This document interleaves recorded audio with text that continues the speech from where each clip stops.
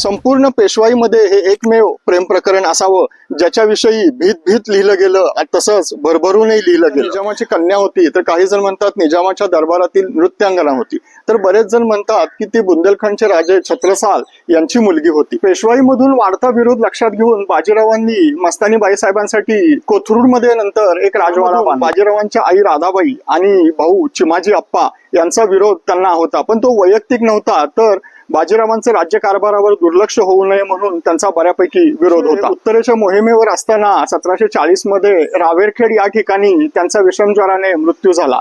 ही मृत्यूची बातमी जेव्हा पुण्यामध्ये येऊन धडकली तेव्हा मस्तानी बाईसाहेबांचं धक्क्याने निधन झालं। मस्तानी बाईसाहेबांना इनाम म्हणून मिळालेली जी गावं आहेत, पाबळ म्हणा, लोणी, केंदूर तसंच धामणी, या गावांच्या नावामध्येही थोड्याशा गमती जमती आहेत। इतिहासामध्ये अजरामर झालेली बाजीराव मस्तानींची यांची प्रेमकथा ही खरं तर जातीभेदाच्या आणि धर्माच्याही भिंती मोडणारी आहे।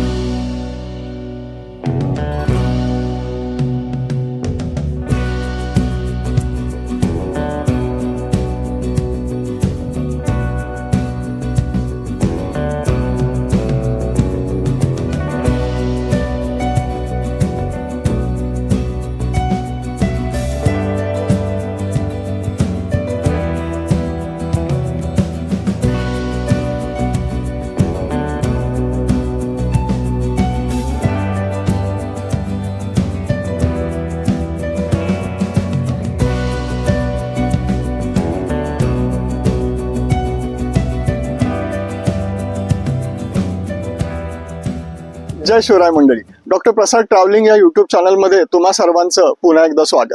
मंडळी, आपल्या महाराष्ट्राला साहस आणि संघर्षाचा असा मोठा ऐतिहासिक वारसा लाभलेला आहे। या ऐतिहासिक कथांमध्ये काही खऱ्या असल्या तरी त्या दंतकथा वाटतात, तर काही आख्यायिका बनून राहतात। यातील अशीच एक कथा म्हणजे बाजीराव मस्तानीची प्रेमकथा। संपूर्ण पेशवाईमध्ये हे एकमेव प्रेम प्रकरण असावं ज्याच्याविषयी भीत भीत लिहिलं गेलं आणि तसंच भरभरूनही लिहिलं गेलं। मस्तानी कोण होती, कुठून आली, तिचा जन्म कुठे झाला, तिचं बाजीरावांच्या आयुष्यामध्ये स्थान काय, त्यांची भेट कुठे झाली, तिचा मृत्यू कुठे झाला आणि तो कसा झाला, याला बरीच इतिहासकारांमध्ये, साहित्यिकांमध्ये मतमतांतरे आहेत। त्याचाच मागोवा घेण्यासाठी आज आपण आलो आहोत पाबळ या ठिकाणी, जिथे मस्तानी बाईसाहेबांची समाधी आहे। तुम्हाला जर हा व्हिडिओ आवडला नक्की लाईक करा, चॅनलला सबस्क्राईब करा आणि आपल्या मित्रांनाही शेअर करा। चला तर पाहूया मस्तानी बाईसाहेबांची समाधी।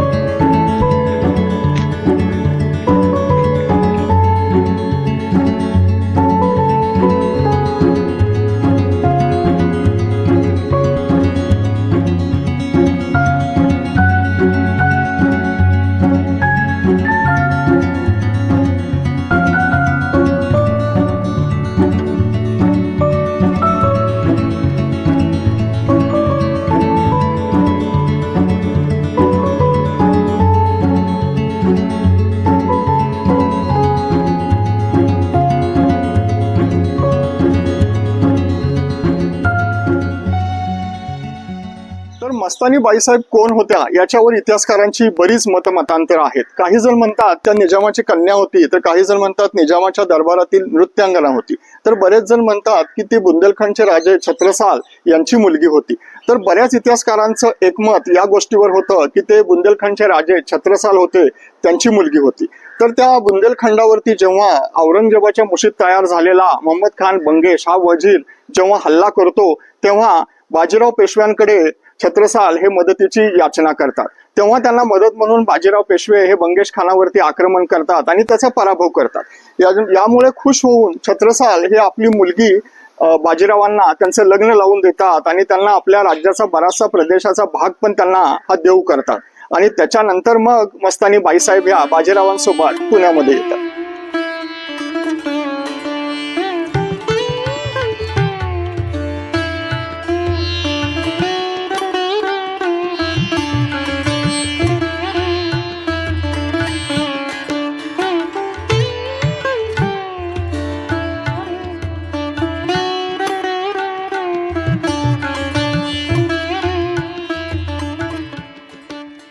तर बाजीराव पेशव्यांबरोबर लग्न करून मस्तानी बाईसाहेब जेव्हा पुण्यामध्ये येतात तेव्हा साहजिकच होतं, कर्मठ लोकांनी त्यांना तीव्र विरोध केला। त्याला कारणही तसं होतं की छत्रसाल हे जरी हिंदू राजे होते तरी त्यांची जी उपपत्नी होती ती इराणी होती. त्याच्यामुळे मुस्लिम कुळ असल्यामुळे मस्तानी बाईसाहेबांनाही मुस्लिमच समजलं गेलं आणि जाती धर्माचं त्यावेळेला एकदम कर्मठपणा होता, त्यामुळे त्यांना विरोध होऊ लागला. त्याही परिस्थितीमध्ये बाजीराव पेशव्यांनी शनिवार वाड्यामध्ये स्वतंत्र महाल मस्तानी बाईसाहेबांसाठी ठेवला. त्याला दरवाजा जो आहे तो आजही मस्तानी दरवाजा म्हणून तुम्ही शनिवार वाड्यामध्ये पाहू शकता. पेशवाईमधून वाढता विरोध लक्षात घेऊन बाजीरावांनी मस्तानी बाईसाहेबांसाठी कोथरूडमध्ये नंतर एक राजवाडा बांधला. आजही मृत्युंजय मंदिर जे कर्वे रोडवरती आपल्याला दिसतं तिथंही त्या राजवाड्याचे अवशेष आहेत. त्यातील काही भाग हा राजा केळकर वस्तू संग्रहालयाच्या एका विशिष्ट विभागात आपल्याला ठेवलेला आढळतो. पुढे जाऊन बाजीराव पेशव्यांची पहिली पत्नी काशीबाईंना मुलगा झाला. त्यानंतर काही कालावधीने मस्तानी बाईसाहेबांनाही मुलगा झाला. त्याचं कृष्णराव हे नाव ठेवण्यात आलं, परंतु ते नंतर शमशेर बहादर म्हणून नावारूपाला आले.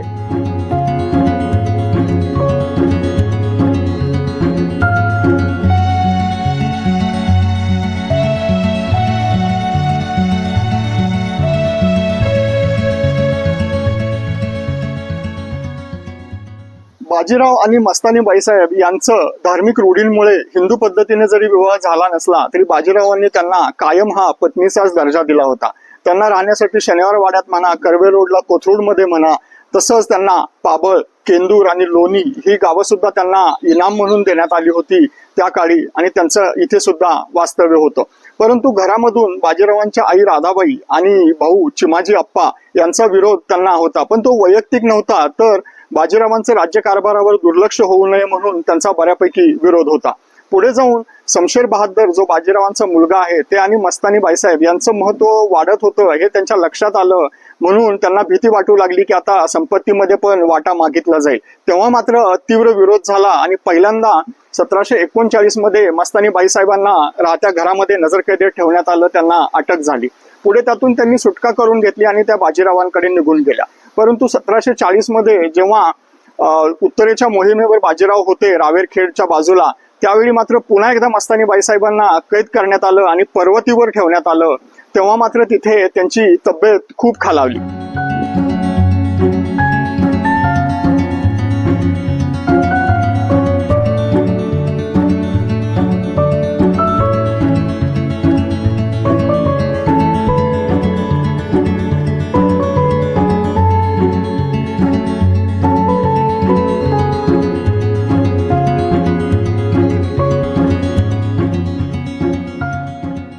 बाजीराव पेशवे उत्तरेच्या मोहिमेवर असताना 1740 मध्ये रावेरखेड या ठिकाणी त्यांचा विषमज्वराने मृत्यू झाला.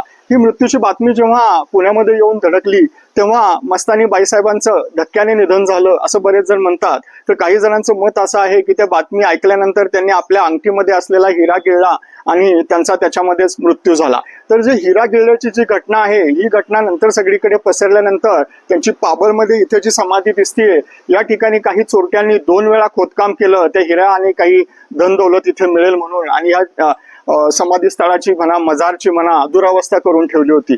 पण आज त्यांच्या वंशजांनी आणि या पाबळ गावच्या गावकऱ्यांनी या समाधी स्थळाचं बऱ्यापैकी जतन केलेलं आपल्याला या ठिकाणी आढळून येतं.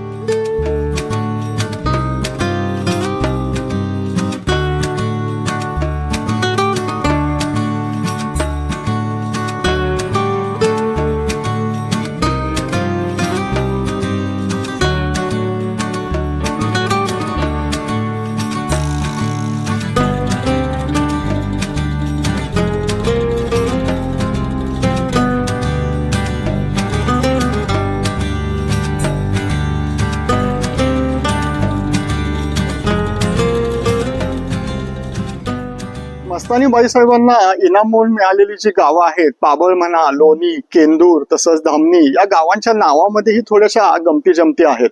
खरं तर पाबळ हे गाव म्हणजे इथे 5 शंकराची मंदिरे आहेत. हे शंकराची मंदिरं इथल्या गावकऱ्यांना बळ देतात म्हणून 5 मंदिरांचं बळ आहे म्हणून त्याला पाबळ म्हटलं जातं. तसंच बाकी जेव्हा मस्तानी बाईसाहेबांचे ते वास्तव्य होतं तेव्हा दररोज 10 मन लोणी, दूध, दही असे पदार्थ आसपासच्या गावामधून इथून यायचे. तर जिथून यायचे 10 मन इथे यायचं म्हणून त्या धामणी असं गावाचं नाव पडलेलं आहे. आणि बाकी लोणी, दूध याचा संदर्भ त्या लोणी गावाशीही लावला जातो.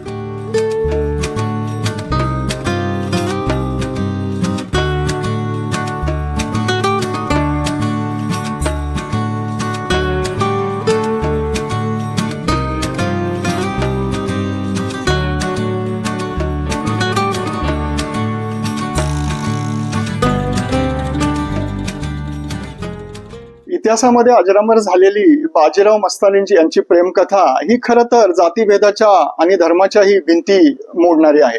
ती अशी की जे बुंदेलखंडचे राजे छत्रसाल होते ते मूळ हिंदू होते, पण ते प्रणामी पंथाचे होते। या पंथाचे लोक थोडेसे सेक्युलरवादी विचार असलेले असतात। ते कृष्णाची भक्ती करतात, तर त्यांच्यामध्ये नमाजी पडण्याची पद्धत असते किंवा त्यांना तसं मुस्लिमांकडे पण झुकलेलं थोडंसं पाहिलं जातं।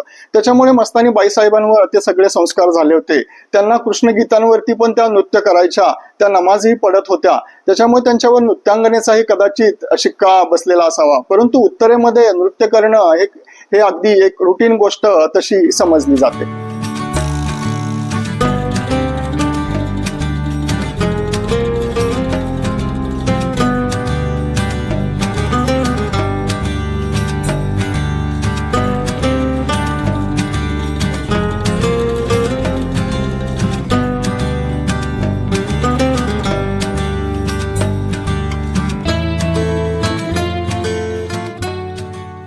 तर बाजीराव मस्तानींच्या वंशजांचं पुढे काय झालं? बाजीराव ज्यावेळी गेले किंवा मस्तानी बाईसाहेबांचं नंतर निधन झालं, त्यावेळी त्यांचा मुलगा शमशेर बहादर अवघ्या 6 वर्षाचे असतील। नंतर पानिपतच्या 3ऱ्या युद्धामध्ये शमशेर बहादराने मोठा पराक्रम गाजवला, पण त्यामध्ये ते कामी आले। त्यांचा मुलगा अली बहादर यांना नंतर जागीर मिळाली, जी मस्तानी बाईसाहेबांच्या हुंड्यामध्ये आली होती। जसं की कालपी, झाशी याचा भाग त्याच्या नावावरती करण्यात आला। पुढे झाशीच्या राणीनं जेव्हा राखी पाठवली, त्याचा मान राखत अली बहादरने इंग्रजांशी युद्ध केलं आणि बुंदेलखंडचा बराचसा भाग आपल्या ताब्यात घेतला। उत्तर प्रदेशामधील बांदा येथे त्याला नवाब म्हणून पुढे ओळखलं गेलं। पण इंग्रजांबरोबर राज्य केल्यामुळे नंतर त्याचा मुलगा अली बहादरचा मुलगा शमशेर बहादर दुसरा या सगळ्यांना इंग्रजांनी रागाच्या भरामध्ये तिथून जवळजवळ हाकलूनच दिलं आणि नंतर ते मध्य प्रदेशातील सेहोर या ठिकाणी त्यांचे वंशज स्थायिक झाले असं सांगितलं जातं।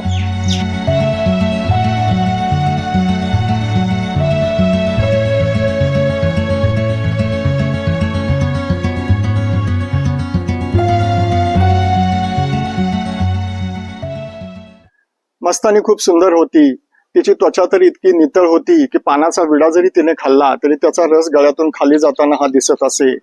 बाजीरावाने तिच्यासाठी एवढा मोठा महाल बांधला, त्याच्यामध्ये सगळे आरसेच लावलेले होते। ती उत्तम अशी नृत्यांगना होती, गायिका होती। अशा अनेक कथा, दंतकथा मस्तानी बाईसाहेबांबद्दल ह्या इतिहासामध्ये आहेत। हे जरी काहीही असलं तरी त्यांचं जीवन हे प्रेम, साहस आणि संघर्षानं भरलेलं आहे आणि अशा साहसी इतिहासाला महाराष्ट्र हा त्याचा कायम आदरच करत आलेला आहे आणि इथून पुढेही करत राहील। तर कधीही या पाबळ गावी आलात तर मस्तानी बाईसाहेबांच्या मजारला म्हणा, समाधीला नक्की भेट द्या।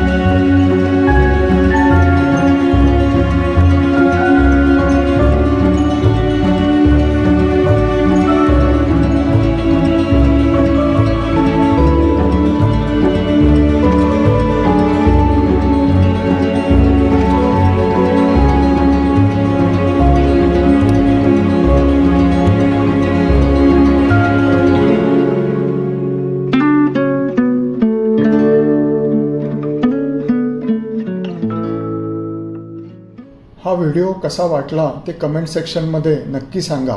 इतिहासाच्या वाटेवर भेटत राहू। तोपर्यंत जय शिवराय।